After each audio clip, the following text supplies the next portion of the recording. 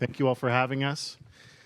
Let's go through residual value roulette. I feel like a game show host, but let's not try and go down that road. This isn't a game. This is serious stuff, and we've got three serious gentlemen on board with us today. Two. Scott's going to be my problem today, I think. No, I'm just kidding.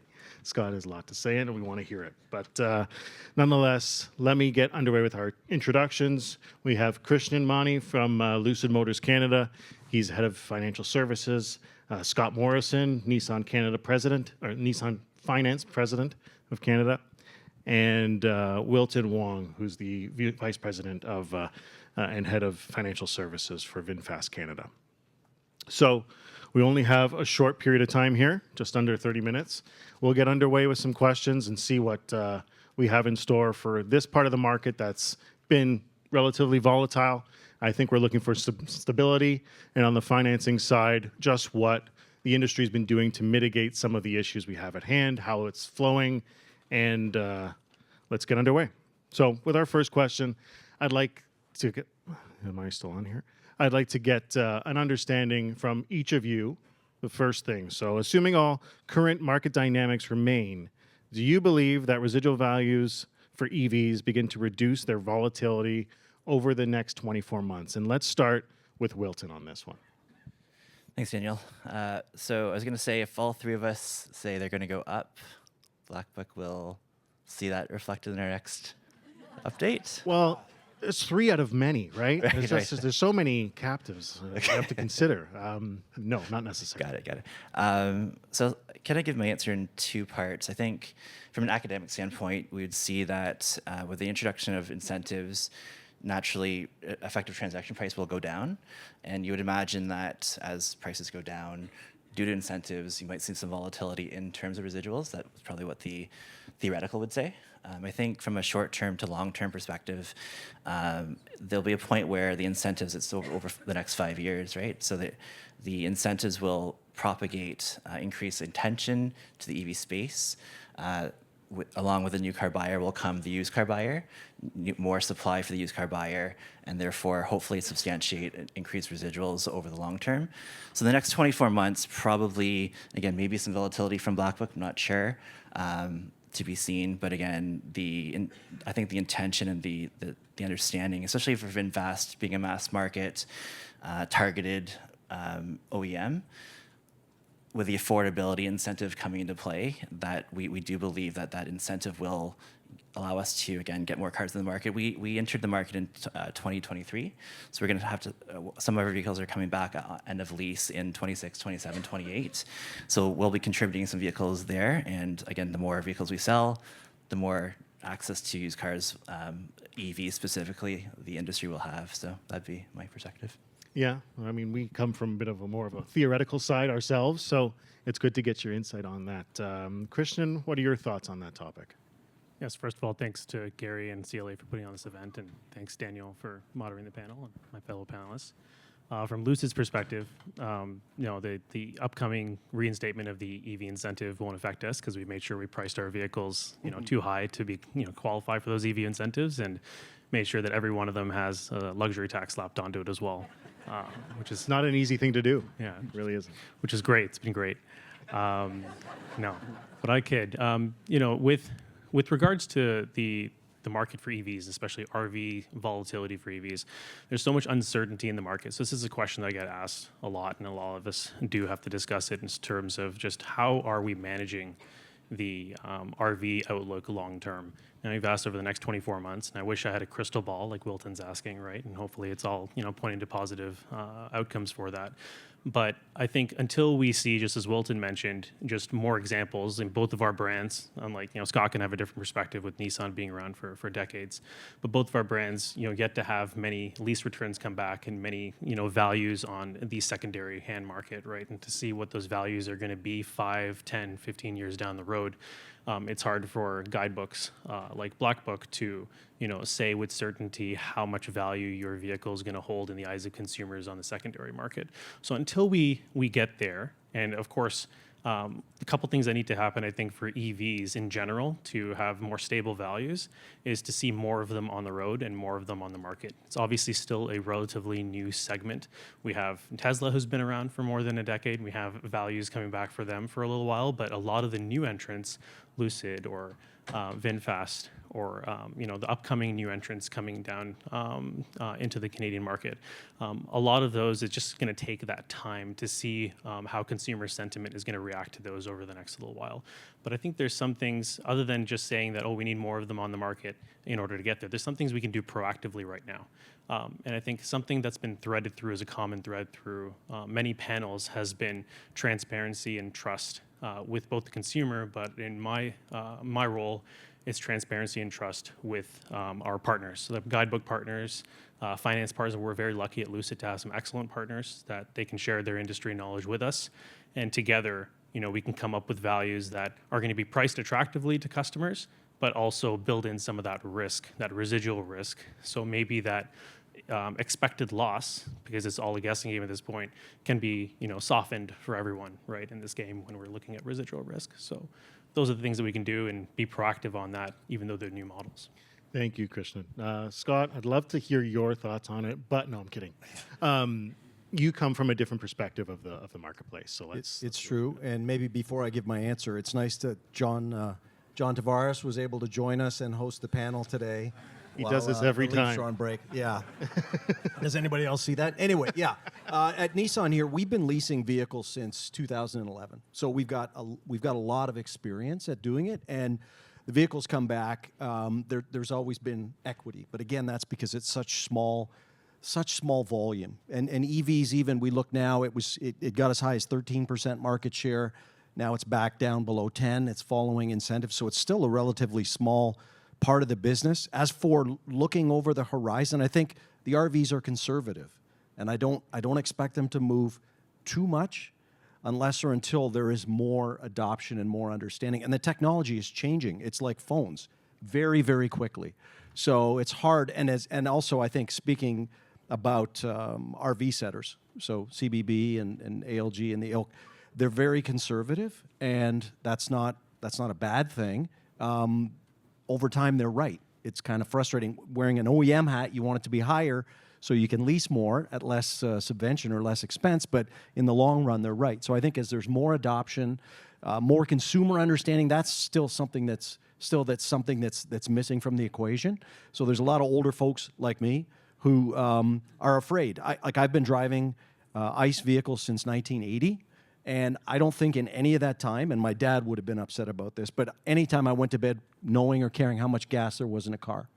But driving electric, every night I go to bed, I know exactly how much charge I have. And this is the kind of the range anxiety is the reality. But then if you get a charger, if there's more infrastructure, you don't have to worry about those things. So I think as there's more adoption, then there'll be more confidence in the values that the cars will have, and they'll go up. Driving an EV is so much better experience than driving ICE, other than the rumbling sound, the visceral sound, but the characteristics are just outstanding. Yeah, I agree with each of your takes on this. It's easy to see, how close you are to this content.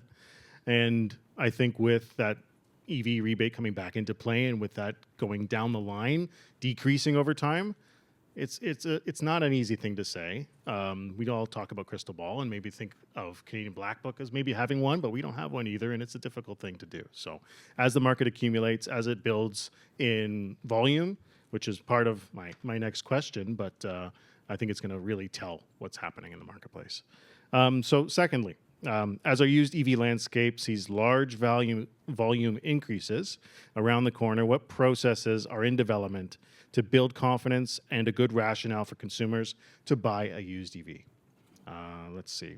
Who did I have for this? Krishnan. You're my next contestant. All right, I'm up. So as we just talked about, for Lucid, we've been relatively new in the space, so we're going to expect our first lease returns coming back later this year. So there's some things that you can do from a used EV perspective to help with long-term residual values and consumer sentiment with it. Is from a manufacturer's perspective, if you want, you'd like to control the values as much as possible. If you're letting the majority of your cars go off to auction or anything like that, they're going to dictate the values. The transaction prices on the secondary market are going to reflect into your future your RVs and your residual values for your next models. So that's something from a strategy perspective Lucid will take. Is you mentioned that just one thing is a CPO program. We did that in the States. That's definitely something to look at as well, so you can control as much as possible what your prices are going to be on the secondary market, and that in turn helps the valuations of your RVs on that existing model and new model years or future models that you'd be able to do. Scott talked about something which is demystifying, I guess, the EV ownership experience. And I think a lot of the time, I think we might talk about this later, but a lot of the times we're comparing an EV to what an ICE vehicle can do, and comparing it against that instead of focusing on the completely new and tangible benefits that an EV will bring in ownership, which I think is important to focus on. You said, you never thought about range or anything like that, gas, because if you wake up with little gas in your gas tank, you can just go to the nearest gas station and fill up. That kind of convenience needs to happen. We can talk about that later, but in terms of infrastructure, that's one component. But, being able to charge at home, if you're using that for your daily driving and your commute, you never have to visit a gas station or a charging station because every morning when you wake up, you have a full tank, so to speak. So those things need to happen. I think that's going to be helpful as consumers start seeing the longevity of an EV powertrain. A lot of the early EVs, you're treated like an iPhone or one of your smart devices where you're replacing it with a new one all the time. But there's going to be a healthy secondary market for them. The longevity of these powertrains can be for decades. And I think that's going to be showing in the used vehicle market. When these are all new right now, it's hard to see that. But I think that there's going to be a true value for that, especially as the prices come down for different models, and especially on the secondary market and opening it up to more consumers. Yeah. Good points, Christian. I mean, I think myself about the volume accumulation here and if it's going to hold value, because the next generation of these vehicles coming down the line are going to be that much better. The technology is going to advance quicker, and there's going to be a ceiling that they can have based off of hopefully the scalable costs that we start to decrease over time. So I think it's going to be really interesting.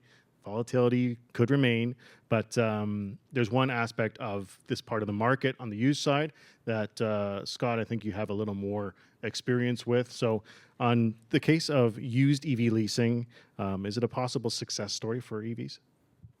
Well, it's kind of in its infancy for us. I think we do offer used leasing. I think, John, we've done 6. 7. That's the most we have. That's so, great. yeah, I mean the challenge is there's the price of the new vehicles. They're more competitive, and so then the payments are more competitive. So it makes it hard to have a compelling used EV lease at the moment. We're certainly interested in that, but you made the point too that the technology changes so quickly, which is almost that's a depressor for used leasing. I think it definitely has a place.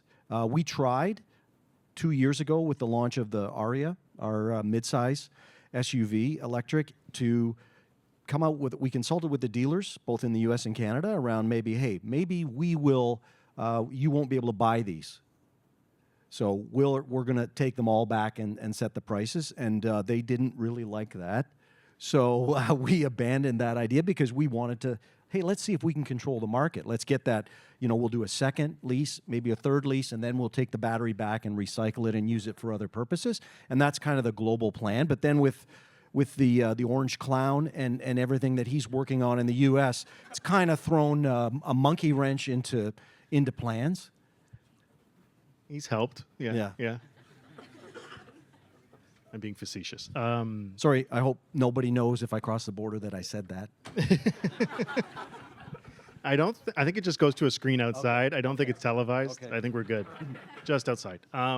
No, it's 6 of one, half a dozen of another right now. But as we get those 7 vehicles and make them 17 and then 1,700 and we keep going, I think there's a chance that used EV could be successful. But obviously, combating affordability right now is the key, the complexity. So, did you want to say something? Yeah, I wouldn't mind touching on that. Sorry. I mean, even though we haven't gotten there to that point, it's interesting to see use cases and OEMs going for that secondary lease market. Doing used leasing is something that's of interest. It's an interesting topic. It's just doing it right, like you said, is just making the price attractive for consumers versus a new lease. Why would they get a used one versus a new one? And then managing that price with what the expected residual loss would be in that term. So it has to be within a certain allowable time frame, maybe shorter term leases for a new one and then going into a used one. But finding that right balance, I think, is going to be interesting, especially with EVs, with less maintenance required, less moving parts, less complication that way. So I think there is a real value, like your question, Daniel. I think it becomes pretty compelling with an EV powertrain to have used, or CPO leases, right? So that's I think something that's going to develop as a new market segment. Yeah, for sure. I mean, I think the total cost of ownership component of them is advantageous, but coming from experience, it's hard to tell people that total cost of ownership needs to be considered. And maybe there's that education component that Scott brought up about that to really bridge that gap. So, I mean, now bridging gaps, we're going to go from sort of the front half to the second half of our conversation here. You like that segue? Is that good, Christian? But nonetheless, we sort of were a little more pointed. Now let's go a little more high level. We're kind of going in reverse now, but we'll start off with, Wilton, what do you think the net effect of Chinese EVs against our ZEV mandate and rebate structure that's currently changed for Canada? How do you think that's impacted things, and who's winning? Right, the Chinese are coming, right? Yeah, so ZEV mandate itself, it's been pulled back a little bit in terms of the drive towards 100% by 2035, I think it is. I think whether it be Chinese, Vietnamese being VinFast, any brand, any OEM, wherever it's from, it's a good thing for introduction of EVs into the market in terms of hitting the ZEV mandate itself, right? Just more EVs, more EVs in the news, more EVs on the road, all good, whether it be Chinese or not. In terms of Chinese EVs versus the rebate, I think J.D. Power recently, Robert Carwell said, on average, Chinese EVs are expected to be 10 to 15% lower in price and on price on average than existing vehicles in the market right now. So we know that there's that kind of threat from an existing OEM perspective in terms of lower priced vehicles coming as competition.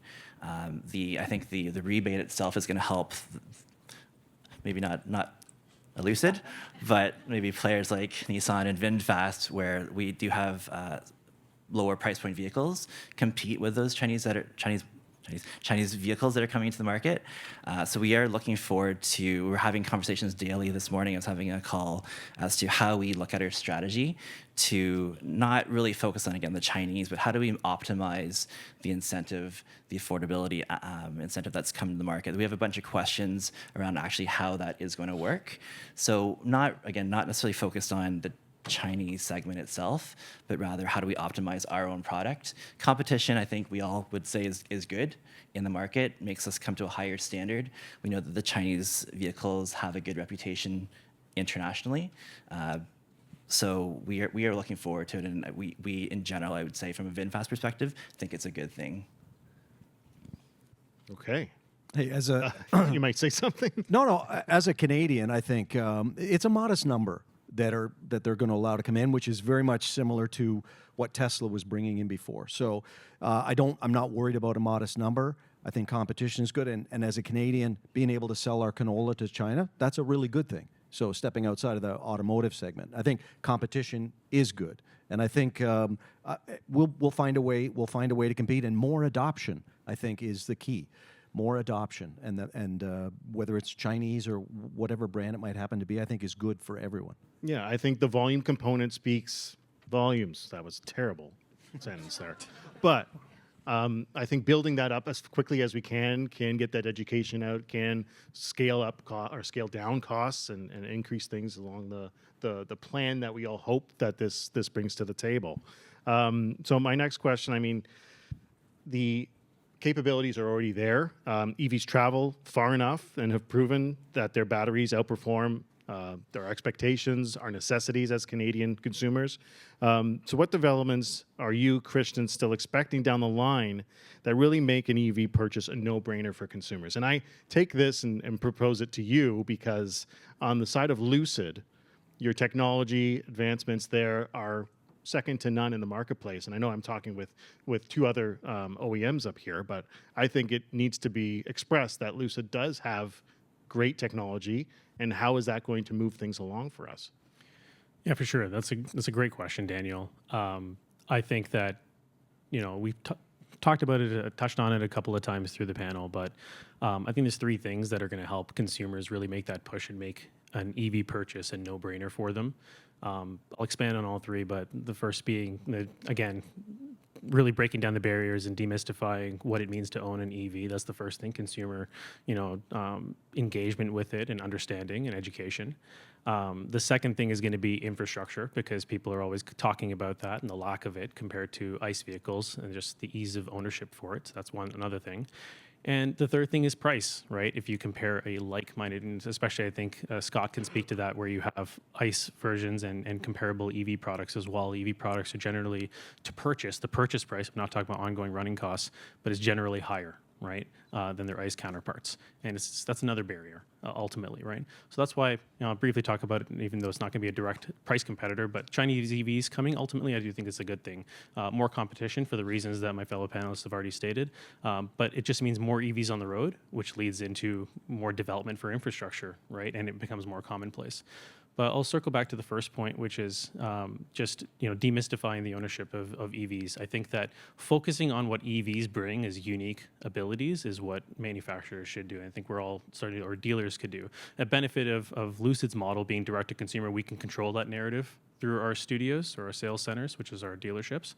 So we don't have a franchise model, so we can control that narrative. Talk about our range is exceptional, which is great. So I think range, Daniel mentioned, I think most EVs now have an acceptable range across the marketplace. It's not something that's just 100 kilometers and you're going to be done.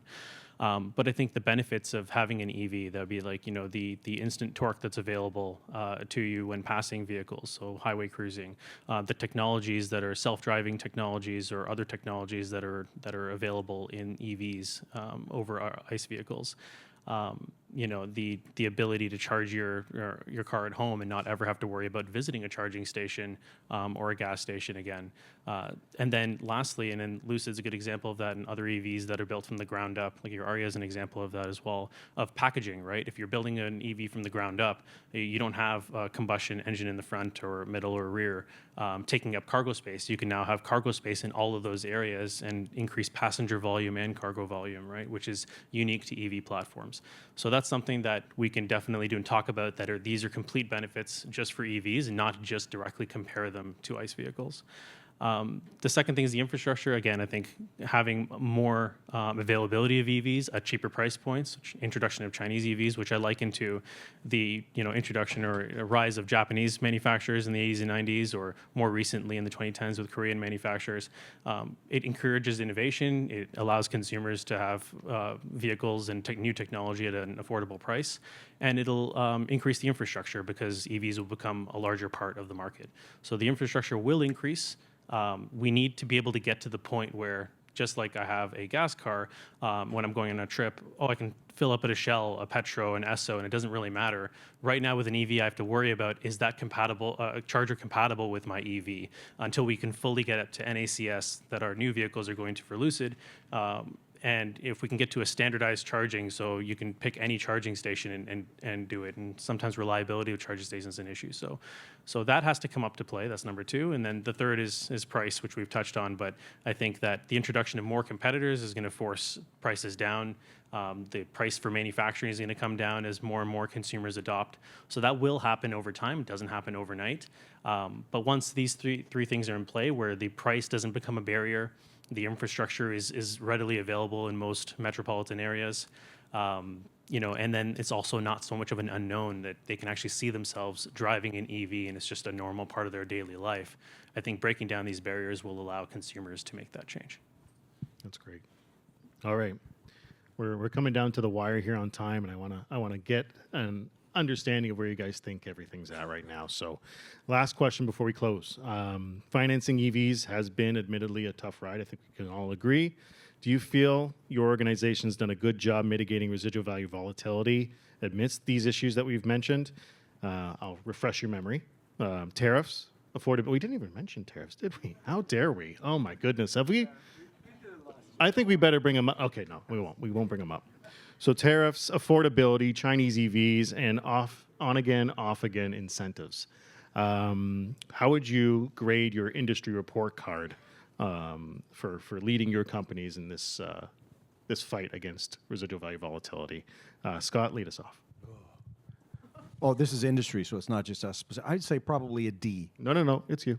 Oh, it's me? Okay. I think it's a D. There's so many things you can't predict, right? And we're trying to, we need government support to be able to push people in this direction. And I think we're past the tipping point. There has been economic volatility and there's some confusion in the world. We still need support and we need that infrastructure. But I think we're definitely going in the right direction. We were going, growing rapidly.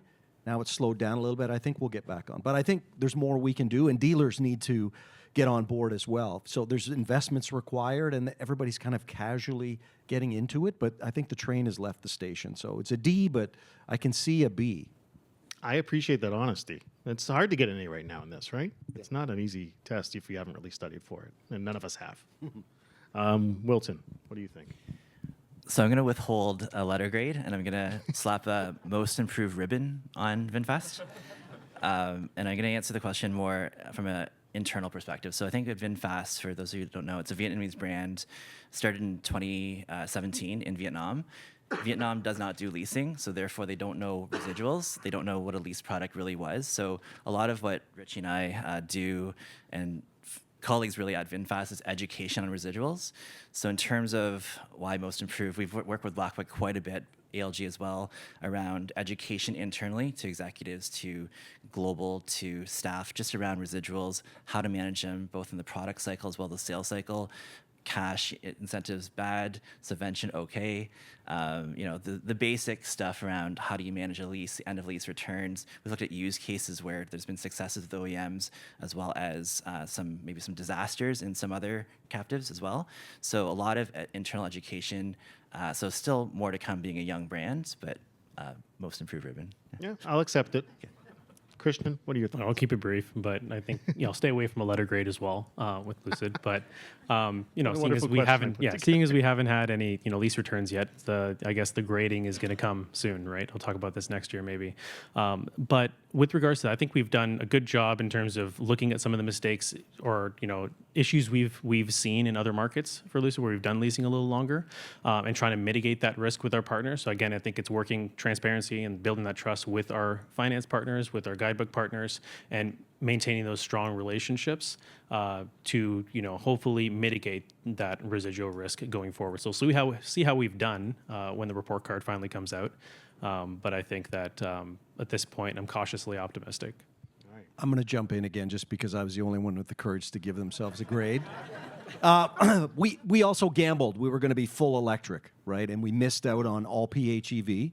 And so we've kind of pivoted now, late to the game, to get the PHEV, but we are still full steam ahead on electric. So maybe we'll get to an A, but I still think we're a D. You're trying to read the market and see what's going on. So anyway, appreciate the time. All right. Thank you, guys. I want to thank the panel. Thank you guys for having us up here. Gary, thank you for having us.